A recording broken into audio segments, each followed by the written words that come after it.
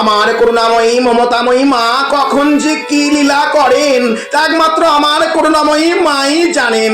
তেমন একটি ঘটনা হলো, সবচেয়ে গোপন ভাবে ঘটে কালীঘাটের মমতাময়ী মায়ের এই অলৌকিক ঘটনা। এই অনুষ্ঠানটি এতটাই গোপন ডাকা হয় যে পূজারীরা এই অনুষ্ঠানে অংশগ্রহণ করেন তাদের হাত এবং চোখ পর্যন্ত কাপড় দিয়ে ঢেকে রাখা হয়। প্রতি বছর স্নান পূর্ণিমার দিন ঘটে এই অলৌকিক ঘটনা। কালীঘাটে মন্দিরে বার করা হয় মাতা সতীর শরীরের অংশ, যেটি রূপার বাক্সে রাখা থাকে মায়ের বেদির দক্ষিণ পূর্ব কোণে। মন্দিরের পূজারীরা রূপার বাক্স সহ বার করে আনেন মাতা সতীর সেই রহস্যময় অঙ্গটি। তারপর একটি বড় রূপার গামলায় সেই অঙ্গটির অভিষেক করা হয়।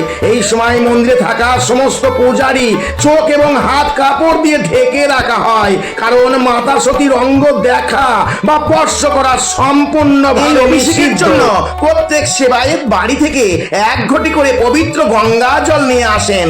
অভিষেক সম্পূর্ণ হলে মাতা সতীর অঙ্গটি সোনার সুতা দিয়ে তৈরি বেনারসি শাড়ি দিয়ে মুড়ে সেই রূপার বাক্সে রেখে দেওয়া হয়।